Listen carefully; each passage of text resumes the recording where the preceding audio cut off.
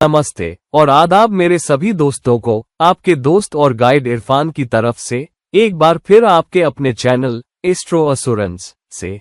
आज हम बात करेंगे एक ऐसे मुद्दे पर जो हम में से बहुतों को उत्सुक करता है, कभी उत्साहित करता है और कभी कुछ डर भी पैदा करता है, और वो है जब किसी अशुभ ग्रह की दशा आने वाली होती है। आमतौर पर मुझे लोगों से सवाल मिलते हैं जब शनि की दशा आने वाली होती है या केतु की दशा आने वाली होती है या राहु की दशा आने वाली होती है कि हमारे लिए ये दशा कैसी रहेगी और इस दशा से हमें किस तरह के नतीजे मिलेंगे। देखिए, ये सवाल दिलचस्प तो है ही, डर भी पैदा करता है, खास तौर पर अगर ग्रह कुंडली में अच्छी जगह पर नहीं बैठा है। और ग्रह चाहे जैसा भी बैठा हो, लोग आमतौर पर शनि दशा और केतु या राहु की दशा से डरते ही हैं।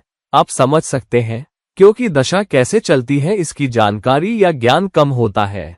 तो मैं आपको कुछ पहलू और कुछ टिप्स देना चाहता हूं कि कैसे समझें कि कोई दशा आपके लिए अच्छे नतीजे लाएगी या नहीं, और कैसे तैयारी करें एक तथाकथित अशुभ दशा के लिए, ताकि दशा की ज्यादातर नकारात्मक प्रवृत्तियों से बचा जा सके और एक नकारात्मक दशा से भी कुछ अच्छा हासिल किया जा सके। तो चलिए सीधे दशा के विश्लेषण में कूदते हैं कि कैसे खुद पता लगाएं कि आपके लिए कौन सी दशा अच्छी रहेगी। अब शुरुआत से शुरू करते हैं। आमतौर पर हमें बताया जाता है और हम मान लेते हैं कि एक शुभ ग्रह की दशा आपको ज्यादा शुभ नतीजे देगी, ज्यादा समृद्धि लाएगी, जबकि कम शुभ या अशुभ ग्रहों की दशा आपके लिए ज्यादा मुश्किलें या नकारात्मक नतीजे लाएगी। अब प्राकृतिक शुभ ग्रह कौन से हैं? प्राकृतिक शुभ ग्रह हैं गुरु, चंद्र, शुक्र और बुध। तो ये धारणा बन गई है कि इन ग्रहों की दशा आमतौर पर ज्यादा समृद्धि, ज्यादा भलाई, ज्यादा कामयाबी लाएगी बनिस्बत उन अशुभ ग्रहों की दशा के जैसे शनि, राहु, केतु और मंगल, और कुछ हद तक अर्ध अशुभ सूर्य। देखिए, सूर्य अर्ध अशुभ माना जाता है क्योंकि ये आत्मा का प्रतिनिधित्व करता है, तो ये पूरी तरह नकारात्मक नतीजे नहीं देता।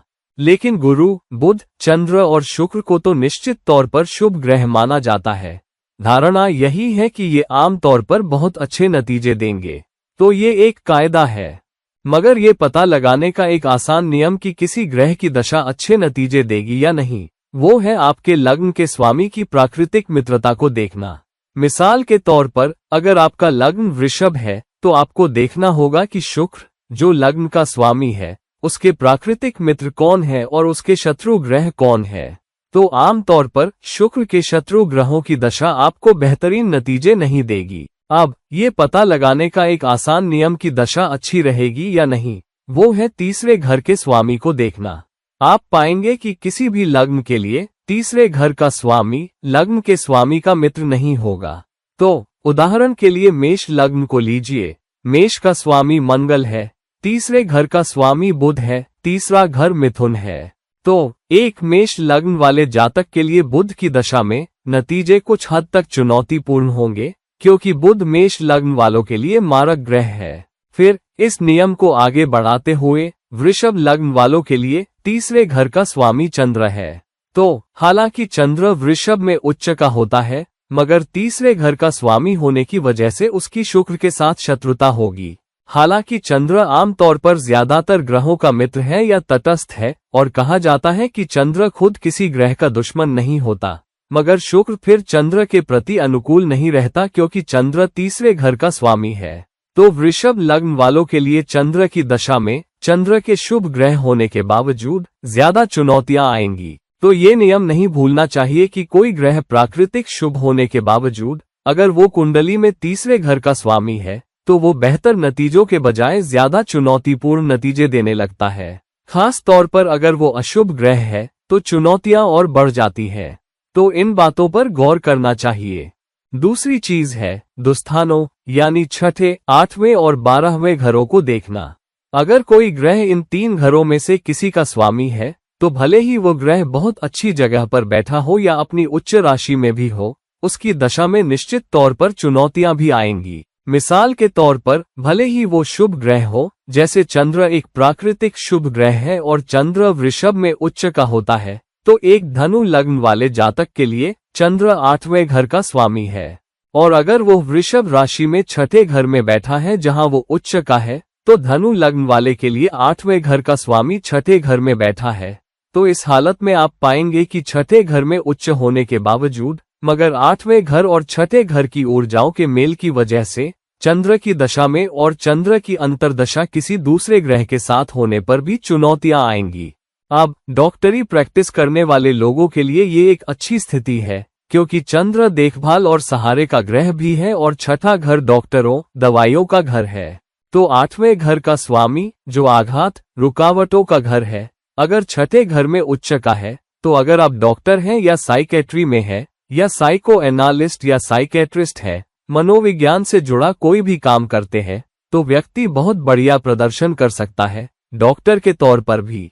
मगर इस उच्च स्थिति के बावजूद चंद्र की दशा और चंद्र की अंतर्दशा में चुनौतियां आएंगी। बीमारियां, रोग, छोटी मोटी दुर्घटनाएं हो सकती हैं, छोटी मोटी शत्रुता की चुनौतियां आ सकती हैं, कोर्ट केस आ सकते हैं, दुश्मन बढ़ सकते हैं, मां के स्वास्थ्य पर भी दबाव आ सकता है और रिश्तों में भी चुनौतियां आ सकती हैं, क्योंकि छठा घर सातवें घर का 12वां भी है, यानी सातवें घर की हानि।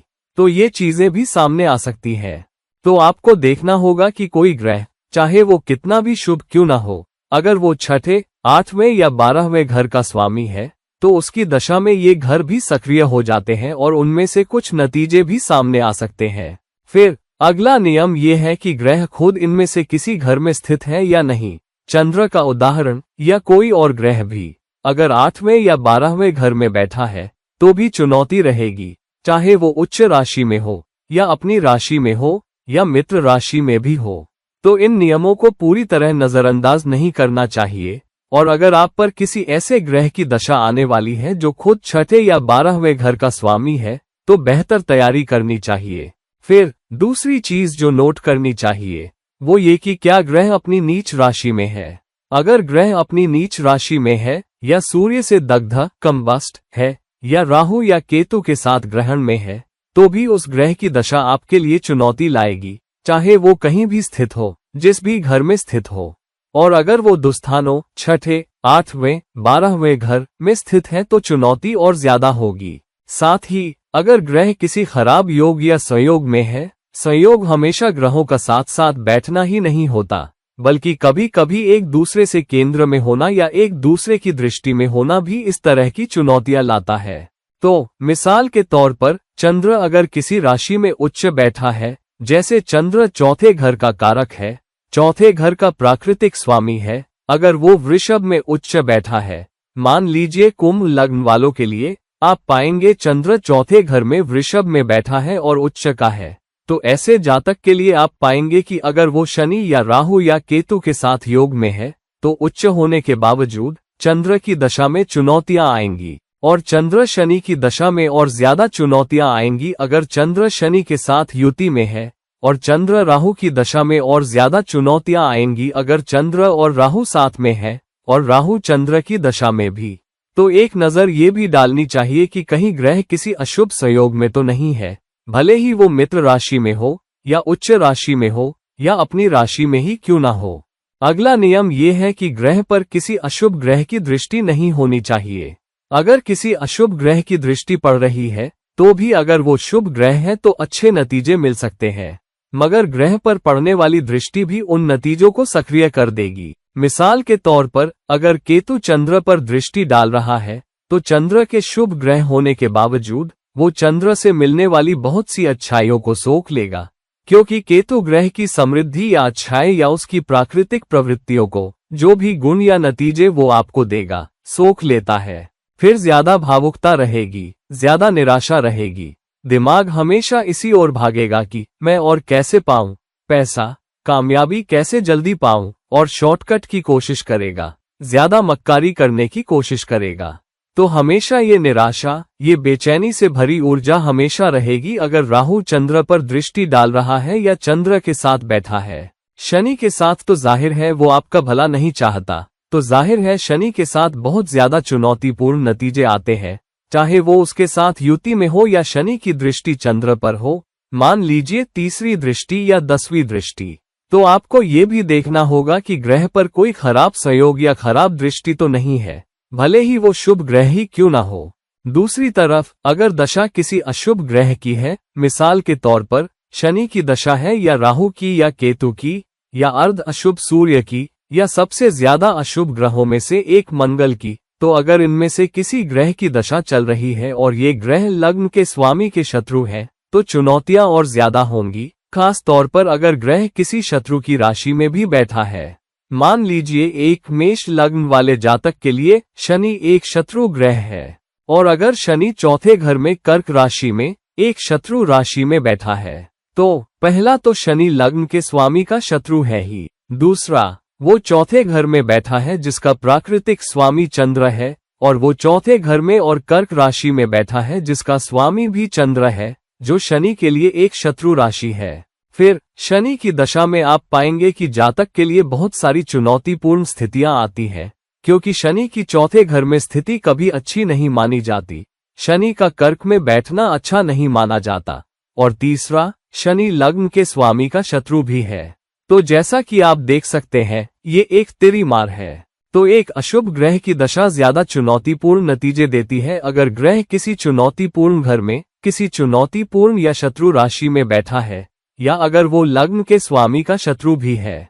इसे और बढ़ाया जा सकता है अगर ग्रह किसी खराब दोष में है। मिसाल के तौर पर शनि अगर चौथे घर में कर्क राशि में राहु के साथ श्रापित दोष में बैठा है, तो आपके घरेलू जीवन में उथल पुथल मचा देगा अगर वो स्थिति है।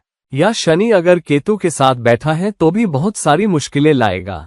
शनि अगर केंद्र में ही मेष में बैठा है जहां वो नीच का है, तो भी बहुत सारी स्वास्थ्य चुनौतियां लाएगा। इज्जत के मसले भी आ सकते हैं, और करियर की चुनौतियां भी, क्योंकि मेष लग्न वालों के लिए शनि समाज में रिश्तों का भी कारक है। तो इन सब आप समझ सकते हैं, अलग अलग पहलुओं को देखना होगा कि क्या अशुभ ग्रह लग्न के स्वामी के लिए इतना अशुभ नहीं है, खराब घर में और खराब राशि में नहीं बैठा, या खराब संयोग में नहीं है, या खराब दृष्टि में नहीं है। तो एक अशुभ ग्रह ये चुनौतीपूर्ण नतीजे लाने लगता है और इनसे बचा नहीं जा सकता। हालांकि अब जबकि हमने कुछ चुनौतीपूर्ण हिस्सों की बात कर ली है, एक को ये भी देखना चाहिए कि ग्रह की अपनी ताकत क्या है। ग्रह की ताकत, अगर ग्रह बहुत ताकतवर अशुभ भी है, मगर अगर उसकी ताकत कम है, तो वो आपके लिए दोनों तरह के प्रभाव लाता है। वो अपनी खुद की दशा में ज्यादा अशुभ ऊर्जाएं नहीं ला पाएगा, मगर किसी दूसरे अशुभ ग्रह के साथ सहयोग में वो चुनौतियों को बढ़ा देता है और ज्यादा मुश्किलें लाता है। कुछ शास्त्र कहते हैं, कुछ श्लोक कहते हैं कि शनि की ताकत आपकी परेशानियां कम करेगी, और असल में शनि की कमजोरी आपकी परेशानियां बढ़ाएगी, क्योंकि शनि परेशानियों या मुसीबतों या चुनौतियों का ग्रह है। तो शनि अगर ताकतवर है, मित्र राशि में है, उच्च में है, तो वो जातक के लिए कम चुनौतियां लाता है बनिस्बत तब के जब वो दग्ध हो या कमजोर अंशों में भी हो।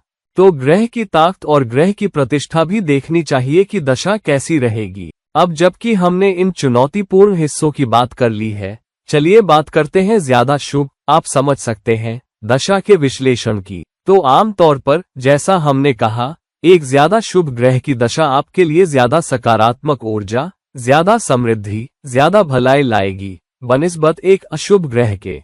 साथ ही अगर ग्रह कोई शुभ ग्रह है जैसे गुरु या चंद्र और वो ताकतवर है, तो वो ज्यादा समृद्धिदायक नतीजे लाएंगे।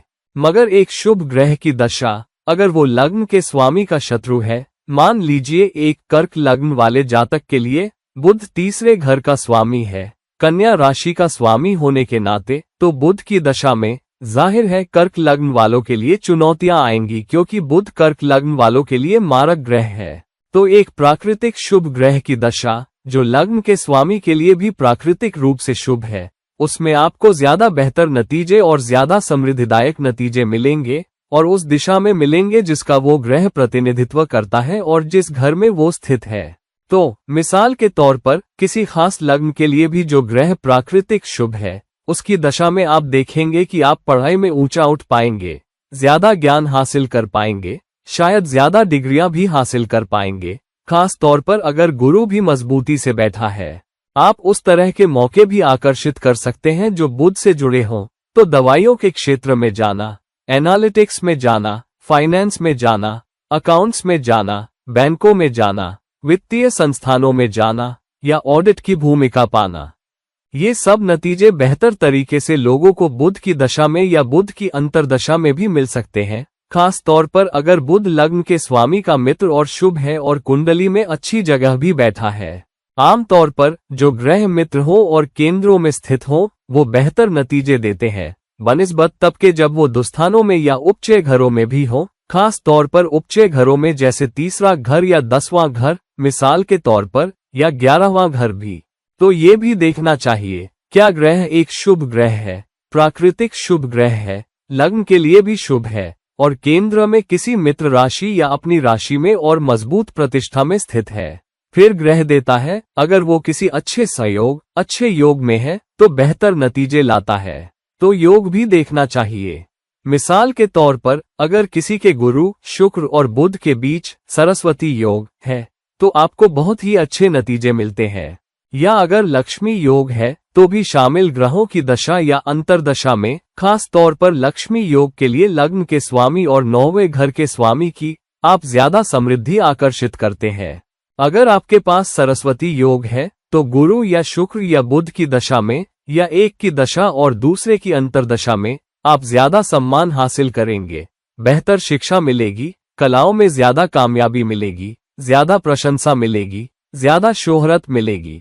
हर तरह के अच्छे नतीजे आपको सरस्वती योग में भी मिल सकते हैं। गज केसरी योग में भी आप ज्यादा इज्जत आकर्षित कर सकते हैं, समाज में ऊंचा उठ सकते हैं, ज्यादा समृद्धि पा सकते हैं, जमीन गाड़ियां मकान मिल सकते हैं, ऊंची शिक्षा मिल सकती है, आप इंडस्ट्री में भी बहुत बेहतर प्रदर्शन कर सकते हैं, आप बहुत सारा पैसा भी आकर्षित कर सकते हैं और बहुत सारी अच्छी किस्मत भी बना सकते हैं और बहुत सारी बचत भी कर सकते हैं, खास तौर पर अगर दशा अच्छी है। कुछ संयोगों की दशा जहां ग्रह एक दूसरे के मित्र हो मगर ऊर्जाएं इतनी अनुकूल ना हो, मिसाल के तौर पर चंद्र मंगल योग, तो एक मेष लग्न वाले जातक के लिए चंद्र चौथे घर का स्वामी है जो केंद्र घर है और चंद्र मंगल का शुभ है, माफ कीजिए। इसके बावजूद अगर चंद्र लग्न में बैठा है, मिसाल के तौर पर मेष में मंगल के साथ, या 5वें घर में या 9वें घर में धनु में बैठा है जो मंगल के साथ साथ चंद्र के लिए भी मित्र राशियां है, तो उसकी दशा में आपको शुभ नतीजे भी मिलेंगे मगर ज्यादा गुस्सा भी आएगा, ज्यादा निराशा भी रहेगी, आप में ज्यादा आक्रामकता भी आ सकती है, ज्यादा दबंगई आ सकती है, हालांकि व्यक्ति की लड़ने की क्षमता भी बढ़ सकती है। तो उन योगों को और उन योगों के क्या नतीजे हैं ये भी देखना चाहिए। तो ये आमतौर पर शुभ ग्रहों के नतीजे हैं और वो किस तरह के नतीजे दे सकते हैं। अगर योग शुभ ग्रहों का अच्छा योग 10वें घर में है तो आप विदेशी यात्राएं कर सकते हैं या विदेश से लाभ पा सकते हैं। 7वें घर में आप साझेदारी में लाभ पा सकते हैं, आपकी शादी हो सकती है, आपको बहुत खूबसूरत जीवन साथी मिल सकता है और बहुत अच्छी शादी हो सकती है। चौथे घर में आप बहुत सारा पैसा कमा सकते हैं और आपको जमीन मकान वाहन गहने मिल सकते हैं, हर तरह का लाभ मिलेगा। ये इस पर निर्भर करेगा कि संयोग कैसा बन रहा है। अब आप दशा की तैयारी कैसे करें, खास तौर पर अगर वो किसी शत्रु ग्रह की दशा है।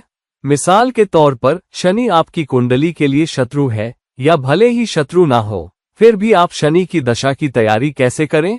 तो जब भी किसी ग्रह की दशा आने वाली हो, देखिए कि उस ग्रह की क्या विशेषताएं हैं, क्या चीज उस ग्रह को खुश करेगी और क्या चीज उसे आपको बेहतर नतीजे देने पर मजबूर करेगी।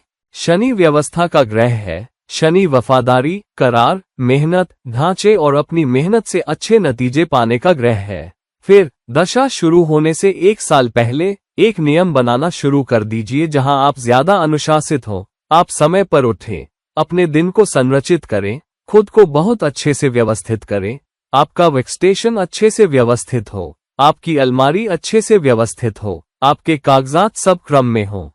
आप ज्यादा विनम्र बनने लगें क्योंकि शनि एक ग्रह है। आप उन लोगों के साथ जो आपके नीचे काम करते हैं या आपके लिए काम करते हैं, जैसे आपकी नौकरानी या आपका ड्राइवर या सिक्योरिटी गार्ड, आप उनके साथ ज्यादा इज्जत के साथ पेश आएं। अगर ये आपकी जिंदगी में एक नियमित चीज है तो बहुत बढ़िया, मगर दशा आने से पहले आप इस पर और ज्यादा मेहनत करें ताकि ये आपका हिस्सा बन जाए। कोई चीज जिस पर आप काम करते हैं वो आपका हिस्सा बन जाती है, आपकी आदत बन जाती है, तो दशा आने से पहले ही, क्योंकि आप पहले से ही वो सब कर रहे होते हैं जो ग्रह के लिए अच्छा है या ग्रह उसे भलाई के तौर पर देखता है, तो वो आपको कम अशुभ नतीजे देता है। भले ही ग्रह सबसे ज्यादा अशुभ ही क्यों न हो। दूसरी चीज है अशुभ ग्रह की ताकत कम करना। अगर आप जानते हैं कि दशा चुनौतीपूर्ण हो सकती है, तो अशुभ ग्रह की ताकत कम करने और उसकी अच्छाई बढ़ाने का सबसे अच्छा तरीका है उस खास ग्रह की चीजों का दान करना। मिसाल के तौर पर, अगर शनि की दशा आप पर आने वाली है, भले ही वो आपके लिए एक कार्यात्मक शुभ ग्रह ही क्यों ना हो, हालांकि वो प्राकृतिक रूप से अशुभ है, मगर वो योग कारक हो सकता है। मान लीजिए तुला लग्न के लिए है, फिर भी शनि की दशा आने से पहले शनि की विशेषताओं में जिन गुणों की मैंने बात की है, उनमें तैयारी करना एक अच्छी बात होगी। मगर अगर वो एक शत्रु ग्रह है, मिसाल के तौर पर कर्क लग्न वाले जातक के लिए शनि, तो उसकी दशा आने से पहले काले रंग की चीजों का दान करना शुरू कर दीजिए या खाने का दान करिए। शुक्र की दशा के लिए शुक्र किसी खास लग्न के लिए शत्रु है, मिसाल के तौर पर एक सिंह लग्न वाले जातक के लिए तुला तीसरा घर है और शुक्र सिंह के लिए एक अशुभ ग्रह है, तो सिंह लग्न वालों के लिए दूध का दान, सफेद चीजों का या बनी हुई सफेद चीजों का या सफेद कपड़ों का दान शुक्र की अशुभ प्रवृत्ति को कम करेगा। तो दशा आने से पहले दशा की तैयारी करें। सिंह लग्न वालों के लिए ये भी बेहतर है कि विपरीत लिंग का ज्यादा सम्मान करना शुरू कर दें। विपरीत लिंग के साथ ज्यादा विनम्र रहें, उनके साथ ज्यादा इज्जत से पेश आएं, और अगर कोई विपरीत लिंग का व्यक्ति आपके लिए काम करता है, तो उसके साथ अपने ही लिंग के लोगों से बेहतर व्यवहार करें। अपने जीवनसाथी के साथ बहुत अच्छा व्यवहार करें, क्योंकि जीवनसाथी विपरीत लिंग का होता है और शुक्र रिश्तों का कारक भी है। तो इन पहलुओं पर नजर डालनी होगी और बेहतर तैयार होना होगा।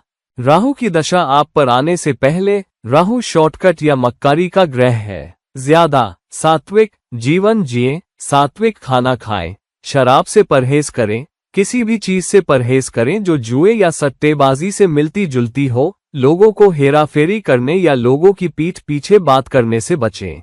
विनम्र रहें, ईमानदार रहें, सच्चे रहें, वफादार रहें, कटिबद्ध रहें। तो फिर राहु की दशा भले ही सबसे ज्यादा शत्रुतापूर्ण दशा हो, अगर राहु अच्छी जगह नहीं बैठा है, बहुत सारी नकारात्मकता कम की जा सकती है। और चीजों का दान, खास तौर पर पैसा, खाना, कपड़े, ग्रह की अशुभ प्रवृत्तियों को कम करता है। तो दोस्तों, इस तरह से आप देख सकते हैं कि आप पर आने वाली ग्रह की दशा अच्छे नतीजे लाएगी या बुरे नतीजे, और दशा की तैयारी कैसे करें, अशुभ ऊर्जाओं का ख्याल कैसे रखें और उन्हें कैसे कम करें, और शुभ प्रवृत्तियों को कैसे बढ़ाएं उस दिशा में काम करके जो ग्रह और उसकी देवता को पसंद है। तो दोस्तों, अगर आप अपनी खुद की कुंडली के बारे में मेरे विश्लेषण की तलाश में हैं, तो कृपया डिस्क्रिप्शन बॉक्स में दिए गए लिंक पर मुझ तक पहुंचें। कृपया इस वीडियो को लाइक करें, कृपया इस वीडियो को शेयर करें, कृपया बेल आइकन दबाएं ताकि आपको पता चल सके कि मेरा नया वीडियो कब आ रहा है। और जब तक हम किसी और मौके पर न मिलें, ये रहा आपका दोस्त और गाइड इरफान, साइनिंग ऑफ। चाओ।